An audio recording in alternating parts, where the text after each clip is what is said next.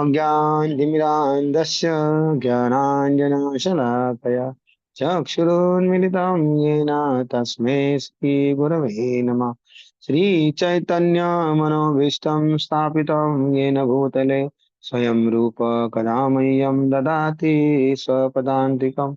वन्देऽहं श्रीगुरु श्रीयुतापदकमलं श्रीगुरून् वैष्णवाञ्च श्रीरूपं साग्रजातं सहगण रघुनाथान्वितं तं सजीवं साद्वैतं सावधूतं परिजनासहितं कृष्णचैतन्यदेवं श्रीराधा कृष्णपादान् सहगण ललिता श्रीविशाखान्वितां च नमो विष्णुपादाय कृष्णपृष्ठाय भूतले श्रीमते भक्तिवेदांत स्वामीति नामिने नमस्ते सरस्वते देवे गौरवाणी प्रचारिणे निर्विशेष शून्यवादी पाश्चात्य देशतारिणे वाञ्छाकल्पतरुभ्यश्च कृपा सिन्धु भयेव च पतितानां पावनेभ्यो वैष्णवेभ्यो नमो नमः। नमो महावदान्याय कृष्णप्रेम प्रदायते कृष्णाय कृष्णचैतन्य नाम्ने गौरत्विषे नमः।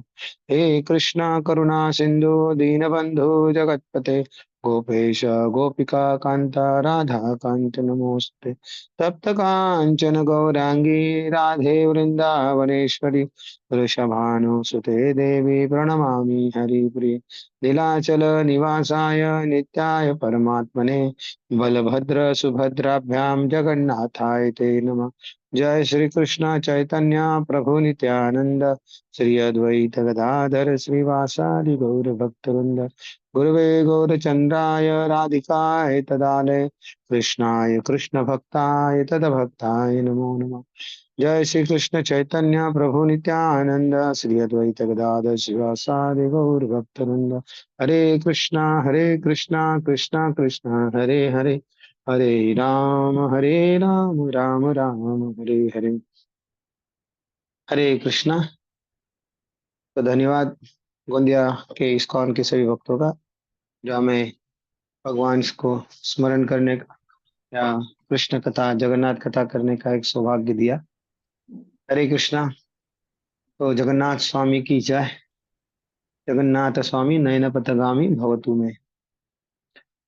तो जगन्नाथ जी स्वयं कलयुग में विराजमान है जगन्नाथपुरी में दारू ब्रह्म के रूप में। तो शिल प्रभुपाद जी के बारे में हम जानते हैं कि प्रभुपाद जी भी जगन्नाथ जी से बहुत प्रेम करते थे। उनके पिताजी ने उनको हाँ, का सेवा दिया और बचपन से ही प्रभुपाद जगन्नाथ रथ यात्रा निकालते थे। मराठीमध्ये म्हण आहे मुलाचे माय पाळण्यात दिसतात। तो बचपन से ही एक आचार्य की एक्टिविटी उनके बचपन से ही दिखाई देती थी कि सभी को लेकर भगवान की कृपा सबको बांटना। तो वही रथ यात्रा को उन्होंने पूरे विश्व भर में फैलाया। तो जगन्नाथ का अर्थ ही है जगत के नाथ। श्रील प्रभुपाद जी जगन्नाथपुरी जब अपने विदेशी शिष्यों को लेकर गए तो विदेशी लोगों को अलाउड नहीं है, फक्त हिंदुओं को अलाउड है जगन्नाथ मंदिर में जाना। तो उन्होंने वहां जाने नहीं दिया। तो प्रभुपाद भी जगन्नाथ मंदिर नहीं गए और उन्होंने कहा ये उड़िया नाथ नहीं है, जगन्नाथ है और इन जगन्नाथ को मैं पूरे विश्व भर में ले जाऊं। तो उन्होंने अपने शिष्यों के लिए और विश्व भर के लोगों के लिए जगन्नाथ की कृपा सर्वत्र फैलाई। तो जगन्नाथ बहुत दयालु है और बहुत कृपालु है। इसका अनुभव हमें भी बहुत साक्षात्कार हुए और उसी साक्षात्कार के कारण जगन्नाथ से प्रेम हुआ और उसी प्रेम के कारण हमने जगन्नाथ के लिए मंदिर बनवाया ठाणे में। हमने वचन दिया था 2008 में कि यदि भविष्य में मंदिर बनाने का यदि हमें मौका मिले तो पहला मंदिर आपका बनाएंगे। और जिस प्रकार राज बिहारी को प्रभुपाद वचन दिए थे, you stay here I make the palace for you. तो हमने जगन्नाथ जी से कहा था कि आप कृपा करेंगे तो हम जगन्नाथ का मंदिर बनाए। तो जगन्नाथ जी ऐसा नहीं कि बहुत शुद्ध भक्त है तभी उनके साथ रेसिप्रोकेशन अर्थात आदान प्रदान करते। नए से नया भक्त है लेकिन उनके प्रति भाव प्रकट करता है या उनकी सेवा करने की इच्छा करता है तो जगन्नाथ सदैव कृपा करते हैं। एक कई उदाहरण है। जिस प्रकार अमेरिका में शिल प्रभुपाद जी अमेरिका में पहुंचे, तो उससे पहले जगन्नाथ वहां पहुंच गए थे। तो प्रभुपाद जी ने मालती को कुछ बाजार से कुछ लाने के लिए कहा, मालती देवी को। मालती माता जी बाजार में से गई तो उनको एक डॉल बहुत पसंद आ गया, और डॉल जगन्नाथ का था, छोटा सा था। तो वो लेकर आ गई। तो प्रभुपाद को दिखा, प्रभुपाद एक खिलौना कितना सुंदर है और थोड़ा अजब लगता है। तो वो खिलौना देखते ही प्रभुपाद जी ने दंडवत प्रणाम मार गया। तो मालती माता जी शॉक हो गए, अरे श्री प्रभुपाद सीधा इस गुड़िया को देखकर दंडवत प्रणाम कर, ऐसा है क्या इसमें? तो ऐसा है क्या इसमें? तो वो गुड़िया को देख तो प्रभुपाद जी ने बोली, "ये गुड़िया नहीं, ये जगन्नाथ जी है। और तुम मार्केट में जाओ, और मार्केट में जाकर ऐसे भी और एक दो गुड़िया होगी, एक व्हाइट कलर की और एक येलो कलर की, ये ब्लैक कलर के हैं, तो वो दोनों को लेके आओ।" तो उसी शॉप में गई, उसी शॉप में गई, और शॉप में से वो दोनों लेके आई। तो प्रभुपाद समझ गए कि जगन्नाथ जी हमारे आने से पहले ही यहाँ उपस्थित है, यहाँ उपस्थित है। तो इस प्रकार जगन्नाथ जी कलयुग में प्रकट दारू ब्रह्म है। इसलिए कहा जाता है चारों धाम, सतयुग में बद्रिकाश्रम, त्रेता में रामेश्वरम, द्वापार में द्वारका, और कलयुग में जगन्नाथ, है ना। तो जगन्नाथ जी थे, अनगिनत पास टाइम है। तो पहले सर्वप्रथम जगन्नाथपुरी ये धाम उत्कल क्षेत्र में आता है, और ये शंख के आकार का है। पूरी जगन्नाथपुरी जो है शंख के आकार के, और शंखों के बीचों बीच जगन्नाथ का मंदिर है। ये 7 किलोमीटर वर्ग में है जगन्नाथ का मंदिर। और जगन्नाथ जी के बारे में आप लोग जानते भी होंगे कि विशेषकर ये राजा इंद्रदुम्न के लिए प्रकट हुए, और प्रकट होना ही था, माध्यम इंद्रदुम्न राजा थे, क्योंकि इसकी कथा द्वापार युग से शुरू होती है। तो याद रखिएगा, कल्पों के अनुसार अलग अलग कल्पों में अलग अलग कथा घटनाएं घटित होती है, भगवान की लीलाएं। ऐसा मान करना चलिए कि पिछला ही द्वापार में ही एक घटना घटित होगी, नहीं। वर्णन आता है इंद्रदुम्न राजा का सतयुग में, भगवान के जगन्नाथ रूप प्रकट किया था नारद मुनि के सामने या द्वारका में। द्वापार अलग, सतयुग और कलयुग अलग। तो अलग अलग कल्पों में अलग अलग घटनाएं घटित हुई है, और इसका संयोग म्हणजे एक दूसरे के साथ लिंक होने के कारण फिर कलयुग में भगवान विराजमान है। तो पहले मैं दो कथा सुनाऊंगा कि ये जगन्नाथ का रूप ऐसा क्यों हुआ और कैसे प्रकट हुआ, और फिर वो इस कलयुग में कैसे आए। तो सर्वप्रथम जब भगवान द्वारका में थे, अभी कौन से कल्प की ये मालूम नहीं है। आप प्रश्न पूछेंगे कि पिछला कल्प था या पिछले द्वापर युग में थे। तो द्वापर युग में भगवान कृष्ण, बलराम जी और सुभद्रा तीनों द्वारका में ही थे। तो एक बार रोहिणी माता द्वारका में आई, और सभी जो रानियां थी, 16,000 रानियां, तो वो तो रानियां, एक मिनट, ये बोर्ड इधर रखो। तो रानिया ने देव की, सॉरी, रोहिणी माता जी को घेर लिया, और उनके कहा कि हमने सुना है कि ब्रज की बाल लीलाएं कृष्ण और बलराम की बहुत अद्भुत थी और बहुत आनंददायक थी, तो हमें भी सुनाइए। तो ये रोहिणी माता जी ने कहा, एक शर्त पर सुनाऊंगी, यहाँ पर कृष्ण बलराम नहीं आना चाहिए, ना ही उन्होंने हमारी बातें सुननी चाहिए। बोले क्यों? बोले वो सुनेंगे तो यहाँ रह नहीं पाएंगे और सीधा ब्रज भाग जाएंगे। तो सभी रानियां बोले ठीक है, तो लेकिन आपको गेट के ऊपर गेट कीपर करके कोई बनना होगा।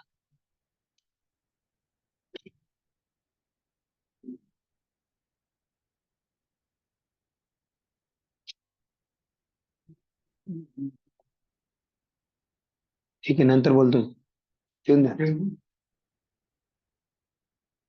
उद्या क्लिनिंग करणार, उद्या क्लिनिंग करणार आहे लोक आतमध्ये, म्हणजे की बघू भेटलं तर ते पेन्शन भेटलं ना लगेच. तो रोहिणी माता कथा सुनाने लगी, लेकिन एक शर्त पर कि कोई गेट कीपर बने। तो वहां सुभद्रा भी मौजूद थी। तो सुभद्रा को कहा कि तुम्हें तो बचपन के लिए मालूम है, इसलिए आप जाओ और गेट कीपर बन जाओ। तो सुभद्रा मैया गेट के ऊपर गेट कीपर बन गई ताकि वो कोई अंदर ना आए, कुछ विशेषकर कृष्ण बलराम। तो मैया ने कथया चालू की, सारी रानियां मन लगाकर सुनने लगी, और सुनते सुनते सुभद्रा भी सुनने लग गई। और सुभद्रा ये भूल गई कि मैं गेट कीपर हूँ। तो वो भी सुनते सुनते भाव विभोर हो गई, और उसे आजू बाजू का पता ही नहीं चला कब कृष्ण बलराम आके उसके आजू बाजू में खड़े हो गए। और तीनों भाई बहन वो कथा सुन रहे, अपनी ही कथा। और कथा सुनते सुनते सुनते वो अपनी कथा सुन के ऊपर भाव विभोर हो गए, है ना। अष्ट सात्विक महाभाव में आ गए। और जब महाभाव में आ जाते हैं तो शरीर संकुचित होने लगता है, या कंपन होने लगता है, पिघलने लगता है। तो ये संकुचित होने लगा, और हाथ अंदर चले गए, मुंह बड़ा हो गया, आग बड़ी हो गई, पैर अंदर चले गए। और ऐसे ही देख रहे हैं, जैसा अभी हम जगन्नाथ का रूप देखते हैं, ऐसे तीनों भाई बहन का रूप बन गया। तब तक वह नारद मुनि तो भगवान द्वापर में थे, धरती पर तो आया जाया करते थे मिलने। तो उन्होंने जैसे महल में प्रवेश किया, कि तीनों का ये अद्भुत रूप देखकर वो अवाक हो गया और बोले ये क्या है। तो जैसे उन्होंने जोर से बोला, तब तक ये अपने पूर्व स्थिति में आ गए। तो उन्होंने प्रभु से पूछा, प्रभु ये कौन सा रूप है आपका, मैं तो ये तो कभी देखा नहीं, प्रथम बार देख रहा हूँ। तो बताएं। नारद मुनि को बोलते वक्त, इसको बोलना नहीं, ये रूप मैं प्रकट करूंगा कलयुग में, है। ऐसा बोलकर नारद मुनि चले गए। तो ये रूप भगवान ने, ये भगवान का अष्ट सात्विक अपनी ही लीलाओं का, अपनी ही क्रियाओं को सुनने के बावजूद, तो कहते हैं ना, भगवान की कथा में आप मग्न हो जाते तो आप शरीर स्तर से भी ऊपर उठ जाते हैं।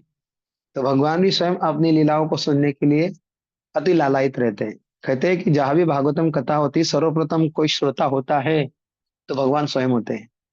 जैसे हमारे एक सीनियर लीडर है मीरा रोड के, उन्होंने कहा था कि कोई आए ना आए, भागवत कथा जहाँ चालू होती है वहां सर्वप्रथम भगवान अदृश्य रूप में उपस्थित हो जाते हैं।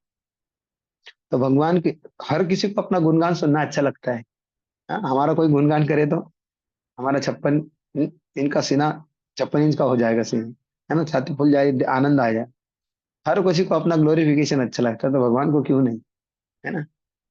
तो भगवान को भी अपना गुणगान अच्छा लगता है। तो भगवान इस प्रकार ये रूप प्रकट किए। तो जगन्नाथपुरी में कई ऐसे स्थान है जो हमारे, हाँ, आचार्यों ने भी वहां पर रहे हैं, है ना? और विशेषकर चैतन्य महाप्रभु, हरिदास ठाकुर, है ना? और स्वयं चैतन्य महाप्रभु के पार्षद स्वरूप गोस्वामी, राय रामानंद, सिक्की माहिती, ऐसे कई सारे। और हमारे वैष्णव, गौड़ी वैष्णव के लिए एक बहुत बड़ा स्थान है मायापुर, जगन्नाथपुरी और वृंदावन। उसमें से वृंदावन, जगन्नाथपुरी, माया, तीनों स्थानों पर चैतन्य महाप्रभु का वास्तव्य रहा। और 18 साल संन्यास के बाद, 18 साल गंभीरा नामक स्थान आज भी है। आप जाएंगे अभी यात्रा के दरमियान, जो लोग नहीं गए, बहुत छोटा सा स्थान है। भगवान 8 फीट ऊंचे हैं, और इतने बड़े व्यक्ति एक छोटे से कमरे में, वो कमरा शायद 8 बाय 8 का भी नहीं होगा, इतना छोटा सा गंभीरा का कमरा है। वह आज भी वहां पर अखंड उनकी पादुका है, चैतन्य महाप्रभु की जपमाला है। और वहां पर अखंड जो चैतन्य महाप्रभु के समय से जल रही है। तो वो नाम स्थान गंभीरा, नाम में ही अर्थ छुपा है, गंभीर स्थान था वो।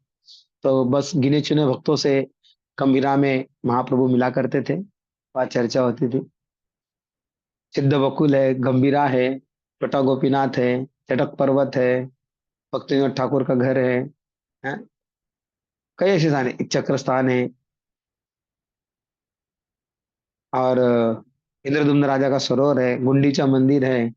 हाँ, हाँ, वल्लभ गार्डन है जहाँ चैतन्य महाप्रभु विश्राम किया करते थे। तो ऐसे कई स्थान है जगन्नाथपुरी में भ्रमण करने के लिए, जहाँ पर बहुत सारी चैतन्य महाप्रभु के पास्ताएं में जगन्नाथ के। तो जगन्नाथ का प्राकट्यकरण कैसा हुआ, एक सी स्टोरी सुनाता हूँ। आप में से बहुत सारे भक्त जानते हैं होंगे। उज्जैन नगरी, जिसे पहले अवंतिकापुर कहा जाता था, उसमें एक राजा रहते थे, इंद्रदुम्न राजा। तो इंद्रदुम्न नाम के जो राजा थे, अवंतिका के राजा थे, सतयुग की बात है।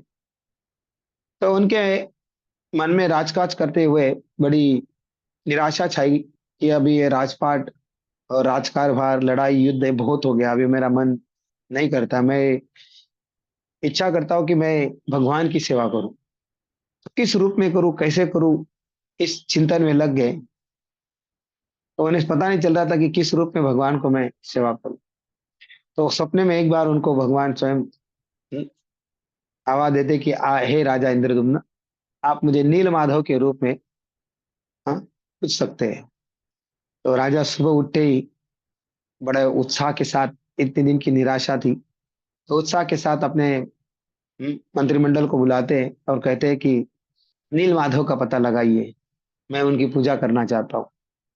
तो राजा इंद्रदुम्न ने कई सैनिकों की टुकड़ी चारों दिशाओं में भेज दी कि वो पता लगा क्या है। एक महीना बीत जाने के पश्चात भी कोई भी टुकड़ी नील माधव का पता नहीं लगा पाई। फिर राजा फिर निराश हो गए, अब करे तो क्या। फिर उन्होंने सोचा कि क्यों ना हम ब्राह्मण वर्ग बुद्धिमान होता है तो वो खोज निकाले। तो कुछ ब्राह्मणों का दल बुलाए और उनके अलग अलग दल बनाए, लोगों को भी चारों दिशाओं में भेजा। उसमें से एक थे विद्यापति, यंग ब्राह्मण थे और लेकिन बुद्धिमान थे काफी। तो वो ईस्ट भारत की तरफ, पूर्व भारत की तरफ बढ़े, उत्कल प्रदेश की ओर। ढूंढते ढूंढते ढूंढते कई दिन हो गए, एक महीने से ऊपर बीत गया। बाकी लोग वापस आ गए, लेकिन विद्यापति वापस नहीं आए। विद्यापति ने ठान ही लिया था कि राजा लोग को प्रसन्न करना है। तो विद्यापति जंगलों में घूमते घूमते एक आदिवासी जमात के काफिले की तरफ आ गए। उनका जो एरिया था, गांव था। तो शाम का समय था और उनको प्यास लगी, तो एक कुटिया के पास आते जिसके आंगन में एक लड़की थी, वो झाड़ू मार रही थी, उसका नाम था ललिता। तो जैसे ही वो दरवाजे पे खड़े हो गए, उन्होंने उनसे कहा कि क्या मुझे जल मिल सकता है पीने के लिए। तो लड़की भी यंग थी, उसने देखा कि ये तो ब्राह्मण है, और उन्हें कहा हम तो बहुत शुद्र से भी शुद्र जाति के हैं, तो हमारे हाथ का पानी आपको चलेगा। तो बोले पहले प्यास बुझाना महत्वपूर्ण है, जात पात बाद में देखेंगे, पहले जान बचानी महत्वपूर्ण है। तो उन्होंने उनको, आइए फिर, हमारा अहोभाग्य है कि ब्राह्मण देवता हमारे द्वार और हमारे घर में पधार कर हमें पवित्र कर रहे। तो विद्यापति को वहां बिठाया, खटिया पर डाली और जल दिया पीने के लिए। तो जल पीने के पश्चात अंधेरा हो गया, रात हो गई, सूरज ढल गया। तो उस लड़की के पिताजी आए, है ना, उसका नाम था विश्वावसु। और वो आए तो उन्होंने देखा, अरे ब्राह्मण देवता हम जैसे पतितों के घर, आज हमारा तो अहोभाग्य। तो वो ब्राह्मण ठहरा, सॉरी, विद्यापति के सामने वो विश्वावसु ठहरे। तो विद्यापति को उनके शरीर से बड़ा सुंदर सुगंध आया, जैसे कोई अल्टर से बाहर पुजारी निकला और पुजारी के देह से जैसे वो अगुरु की सुगंध आती है, तो उनके देह से आई। तो विद्यापति सोचने लगे, एक शबर जाति मतलब कौन, सुअर पकड़ने वाली जाति जिसको शबर जाति कहा जाता। तो ऐसे जाति के व्यक्ति के शरीर से ब्राह्मण के कार्य की सुगंध, पूजा पाठ की सुगंध आ रही। तो उनमें उन्हें डाउट हो गया, तो वो रात वही रुक गए।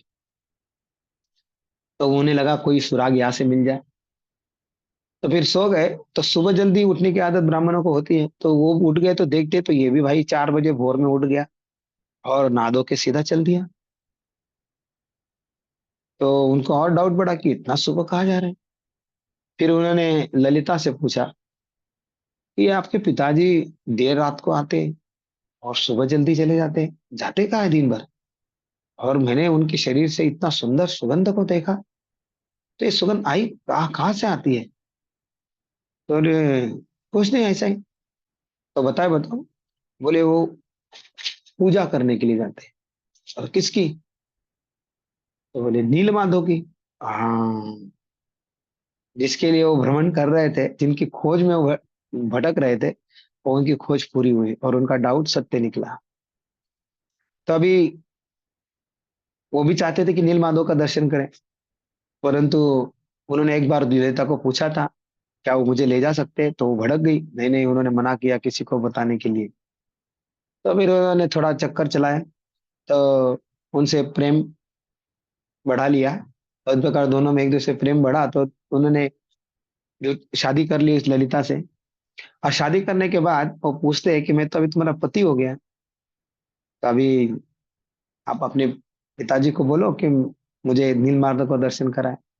तभी भी वो बोले संभावना कम है, जो भड़क जाएंगे। तो आज तक किसी को नहीं बताया गया और ना ही किसी को बोलते थे। तो वो होते हैं ना, बाप पापा की लाडली होती है बेटियां, और माँ के लाडले होते हैं बेटे। तो ललिता गई पिताजी के पास और थोड़ा सा बड़ा नम्रता से पूछती है, पापा, पिताजी, मेरे पतिदेव कहते हैं कि वो भी नीलमाधव के दर्शन करना चाहते हैं। तो भड़क गया विश्वासु, इतना जोर से चिल्लाया कि वो रोने लगी। मैंने बोला था तुमको किसी को नहीं बताने का।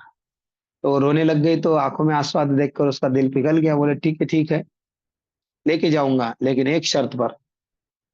तो बोले क्या? बोले उसको आंख पे पट्टी बांध के ले जाऊंगा और आंख पे पट्टी बांध कर लेकर आऊंगा। ठीक है। तो ये अपने पति को बताती है, विद्यापति को, कि आप एक शर्त पर मंजूर है पिताजी। तो बोले कौन सी शर्त है? बोले आपको आंखों पर पट्टी बांध के ले जाएंगे, देखने नहीं देंगे रास्ता, और फिर पट्टी बांध के ले जाएंगे। बोले मंजूर है। तो दूसरे दिन सुबह भोर में दोनों जन जाने के लिए तैयार हुए। तब तो विद्यापति अपनी पत्नी ललिता को कहते कि जाओ थोड़ा, मस्टर्ड सीड, राई के दाने लेके आओ। बोले ये क्यों चाहिए? बोले आप लेके आओ मुट्ठी भर। तो मुट्ठी भर दाने उनके हाथ में देती है। भाई पीछे पीछे चलता है, और रास्ते थोड़े थोड़े अंतराल पर ये राई का दाना नीचे गिराता है। जून का महीना था। थोड़े थोड़े दाने गिराते जाता है। और जब यो नीलाचल पर्वत, नील माधव, हाँ, नीलाचल पर्वत पर थे, तो नील माधव के पास आते हैं पर्वत पर। और जैसे आग की पट्टी खोलते हैं, तो वहां पर एक कुंड था जिसका नाम रोहिणी कुंड है, और एक बरगद का पेड़ था। उस पेड़ से एक पंछी कौवा सीधा वो पानी में गिर जाता है, और गिर जाता है। और फिर वहां से वो चतुर्भुज रूप धारण करके ऊपर की धाम वैकुंठ की ओर प्रयाण करता है। तो विद्यापति देखकर आश्चर्यचकित हो जाते हैं। अरे अच्छा है, इतनी तपस्या, इतना मेहनत करने से बेटा मारो कुंड में डुबकी, और सीधा भगवत धाम की ओर प्रयाण करो, चतुर्भुज धाम। तो जैसे वो वहां पर डुबकी लगाने के लिए, छलांग लगाने के लिए खड़े होते, तब तक ऊपर से आकाशवाणी होती, हे विद्यापति, अभी तुम्हारा समय नहीं आया है, तुम्हें बहुत कुछ कार्य करना है। राजा इंद्रदुम्न को मेरे बारे में बताना है। तो वो रुक जाते। फिर वो विश्वावसु के साथ नील माधव पर्वत एक गुफा में थे। पर्वत पर नील माधव की विग्रह तो देखते, तो जंगली फूलों फूलों से श्रृंगार किया हुआ है। बहुत सुंदर दर्शन था नील माधव का। तो फिर दर्शन हो जाने के बाद शाम को वापस ले जाते पट्टी बांधकर। अभी उनके मन में छटपटाहट हो रही है, कब ये समाचार मैं राजा को सुनाऊं, राजा प्रसन्न होकर मैं पुरस्कृत करेंगे। तो पहले तो उनको राजा को सुनाना था।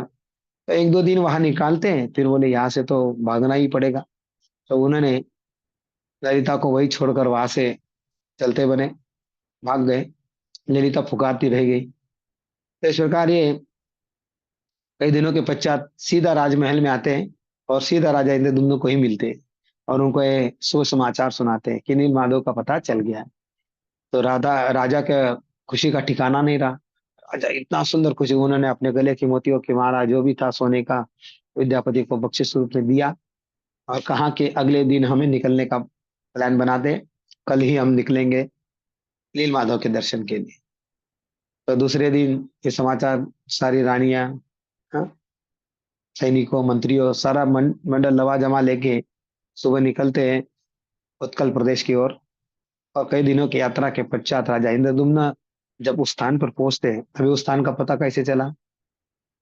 तो हाथ में जो मस्टर्ड सीड विद्यापति ने एक दो महीने पहले लिए थे, तो जमीन पर गिर गए थे, और बारिश आने की वजह से उसके पौधे, छोटे छोटे पौधे हो गए थे 2 महीने में, एक 1.5 महीने में। तो उस रास्ते से वो नीलमाधव पर्वत पर पहुंचे। तो इसलिए ब्राह्मण वर्ग बुद्धिमान होता है ना। इसलिए राजा ने सही आकलन किया। इसलिए पहले के राजाओं के दरबारों में मंत्री परिषद या सलाहकार परिषद के सदस्य ब्राह्मण ही होते थे। ये ब्राह्मण विद्वान होते हैं, शास्त्र का ज्ञान रखते हैं, बुद्धिमान होते हैं। तो राजा के सलाहकार वर्ग ब्राह्मण ही होता था। और ब्राह्मणों का काम ही है ज्ञान दान करना, विद्या दान करना, और राजा को सही मार्गदर्शन करना। तो इस प्रकार विद्यापति के द्वारा नील माधव का पता चला। फिर वहां पर पहुंचते ही जब राजा इंद्रदुम्न अ, नीलमाधव का दर्शन करने के लिए पहुंचे, तो उस गुफा से नीलमाधव अंतर्धान हो गए। और अंतर्धान हो गए तो वहां पर वो विश्वास से वो तो बहुत रोने लगा। और राजा अपने आप को कोसने लगा, हाय रे हाय, मैं कितना अभागा पापी दुराचारी, कि भगवान मेरे आते ही दर्शन नहीं दे के अप्रकट हो गए। तो दोनों बहुत शोक में डूब गए। तब ऊपर से आकाशवाणी हुई, हे राजा इंद्रदुम्न, आप दोनों को शोक करने की आवश्यकता नहीं है।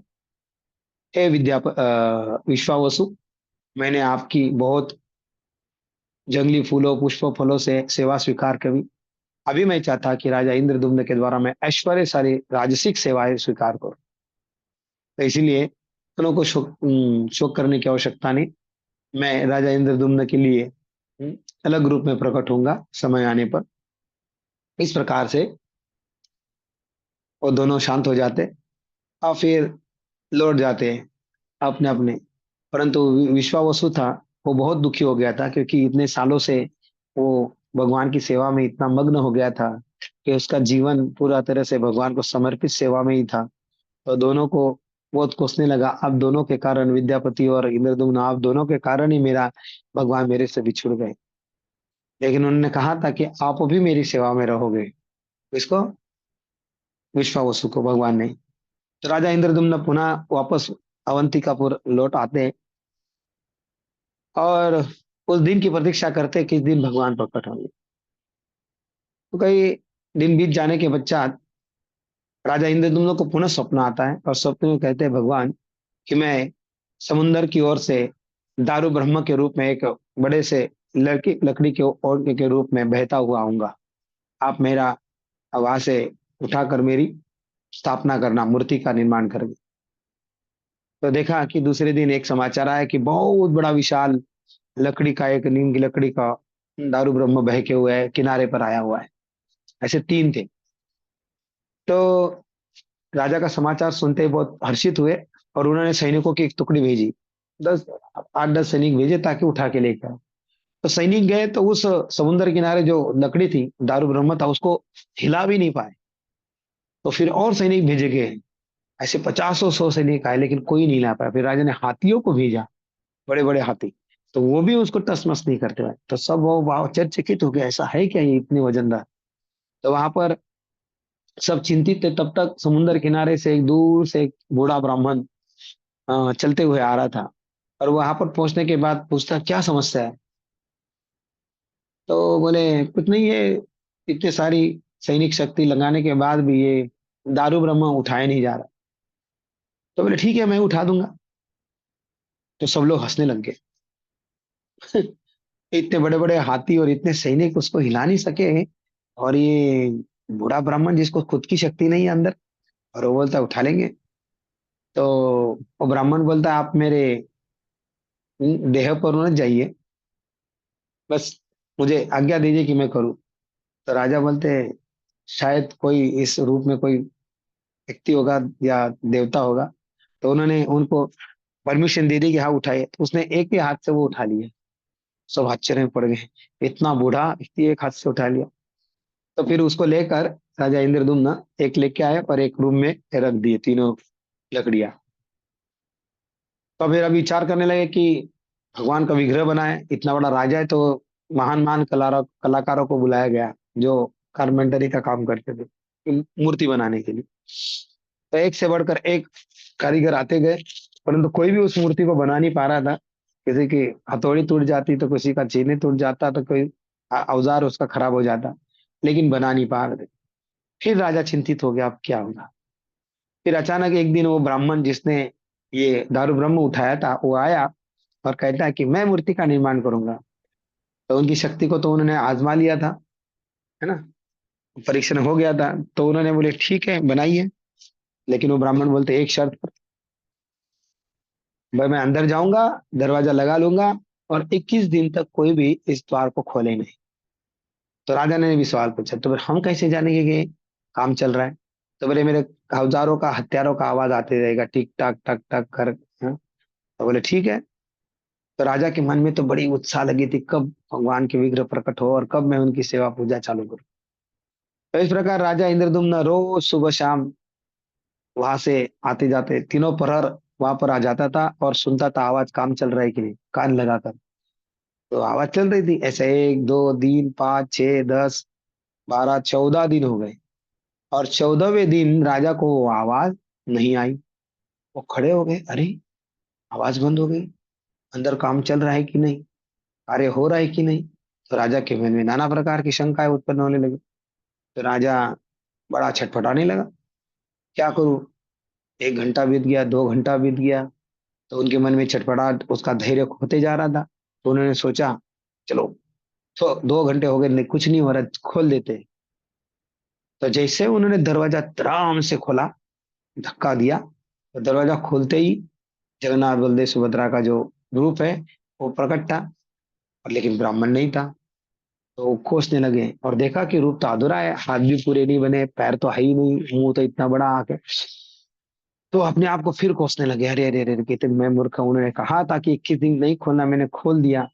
ऐसी शोक अवस्था में वो जाके पूरा दिन शोक मग्न रहे और सो गए। फिर राजा कि मैं स्वप्न में पुनः भगवान आते, और भगवान कहते, हे इंद्रदुम्न राजा, तुम्हें शोक करने की आवश्यकता नहीं है, इसी रूप में मेरा प्रकट प्रकट होऊंगा, कलयुग में मैं यही रूप में प्रकट होने, दारू ब्रह्मा। तो आप चिंता ना करें, इसी रूप की प्रतिस्थापना कीजिए और अर्च विग्रह की पूजा आरंभ कीजिए। तो इस प्रकार, 1 मिनट, हाँ, एक पट्टी होती है ना अपने, ये वही तो ड्यूली है ना।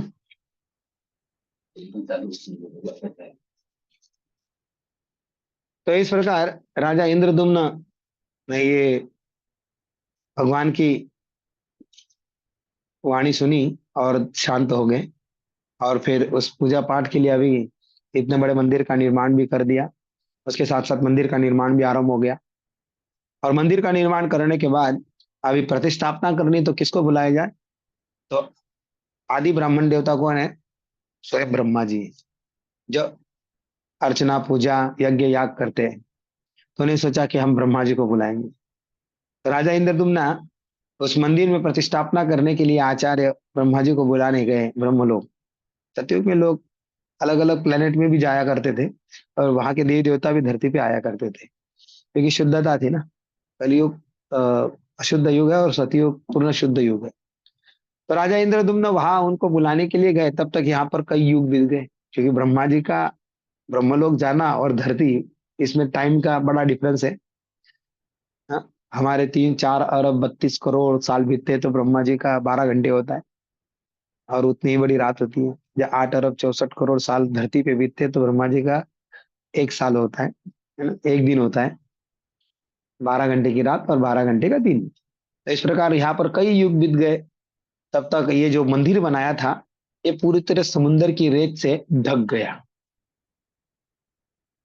तो एक बार ये मंदिर पूरी तरह से रेत के अंदर ढका था, प्रकट नहीं था।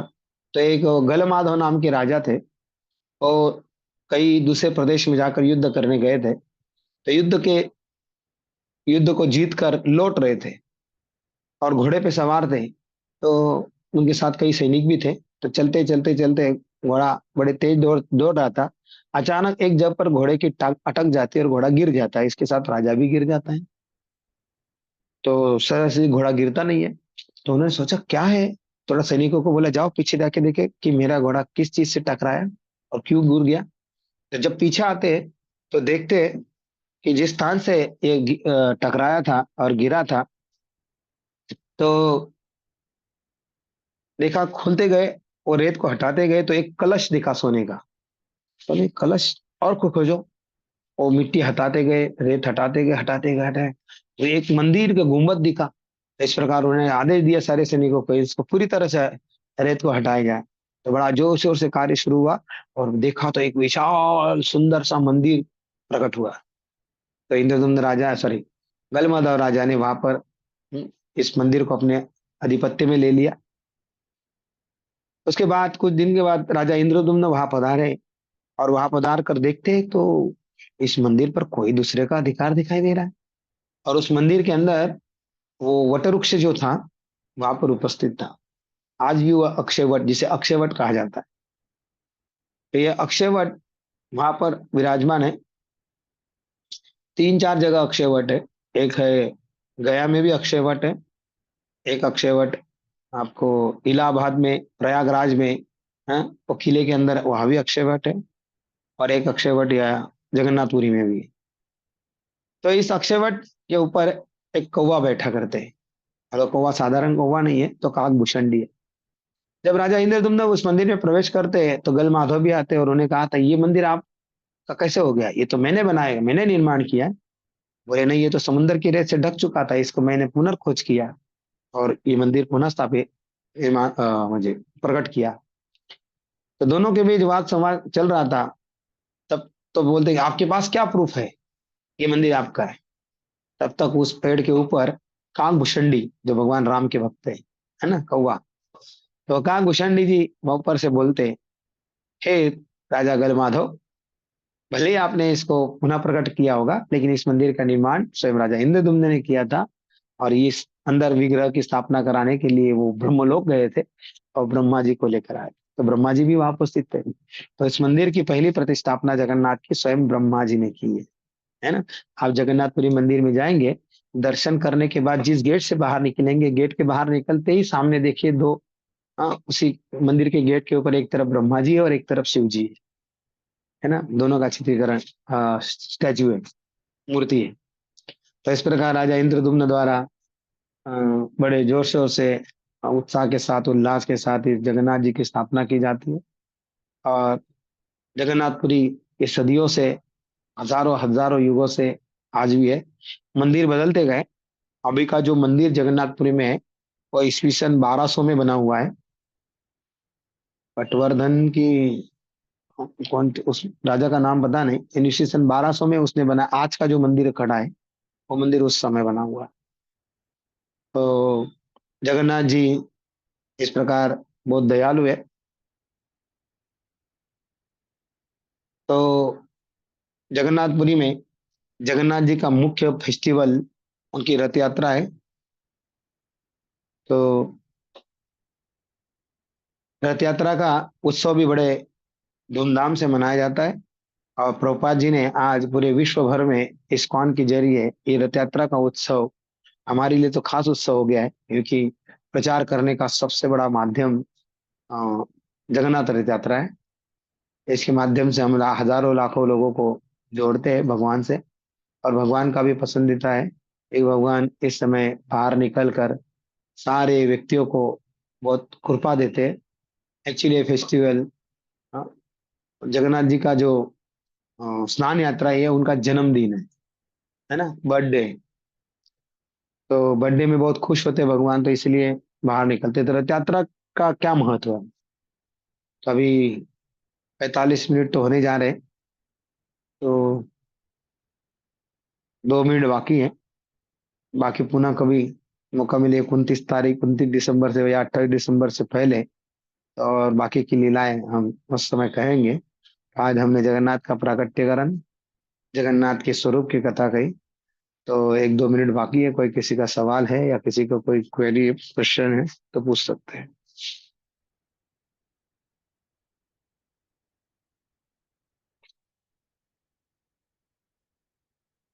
हरे कृष्ण। दामोदर गोविंद प्रभु। हरे कृष्णा प्रभु जी, दंड प्रणाम। दंडवत प्रणाम। प्रभु जी, वो दारू ब्रह्म जो वर्ड है, मतलब वो नाम, वो उसके बारे में थोड़ा सा बताएं। दारू मतलब दारू नहीं होती, दारू मतलब उड़ीसा भाषा में लकड़ी कहा जाता है। राइट। दारू मतलब लकड़ी। उस उड़ीसा लैंग्वेज में उसको, लकड़ी को दारू कहते हैं। नीम की, विशेषकर नीम की लकड़ी होती है। और ब्रह्म, दारू ब्रह्म, जिसमें भगवान स्वयं ब्रह्म के रूप में प्रकट हुए हैं, वैसे दारू ब्रह्म।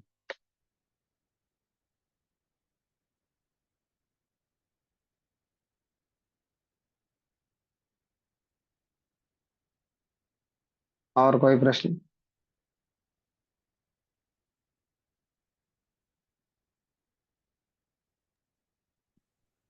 ठीक है प्रभु जी, शायद ठीक है, प्रश्न तो नहीं है, लेकिन बाकी की जो ओके। कथा है आगे आगे लेंगे प्रभु जी। हाँ, हरि हाँ बोल किसी ठीक है। हरि बोल। हाँ हरे कृष्णा। चलिए ठीक है प्रभु जी। यानंतर आपण पुढे आपण वेळात वेळ काढून आपल्याला गोंडदेता बघताना आपण आपला मुखारविंदा नेहमी कथा ऐकलेला आहे. हाँ बघितलं की कथा दिसंबर मैराथन है, बिजी रहेंगे। हाँ, जी जी तो पहले 1-2 दिन पहले बताऊंगा कि मैं प्रेजेंट हूँ नहीं हूँ, क्योंकि मैराथन चालू हो गया है। ठीक ठीक ठीक। आप लोग कर रहे हैं कि नहीं मैराथन? हाँ कर रहे हैं प्रभु जी। कल ओके। कल हरिकीर्तन प्रभु जी जो है वो क्लास लेने वाले हैं हमारे मैराथन के ऊपर। कौन कौन? इस हरिकीर्तन प्रभु जी। हरि कीर्तन में? Okay okay okay, zonal of जी आरएसएस। जी जी जी। अच्छी बात है, तो चलेगा। ठीक है, हरे आगे के कृष्णा, जय बिल्कुल। जगन्नाथ। चलिए धन्यवाद प्रभु अरे जी। प्रभु जी जगन्नाथ, कॉल करेंगे। जगन्नाथ का मंदिर बंद हो गया, मैं आपको दर्शन कराना चाहता था। तो ठीक है, नेक्स्ट टाइम जब क्लास होगा तब दर्शन कराएंगे। पहले दर्शन कराएंगे फिर कथा करेंगे। जय चलिए जगन्नाथ, जय जय बलदेव, जय सुभद्रा, जगन्नाथ स्वामी की जय। जय।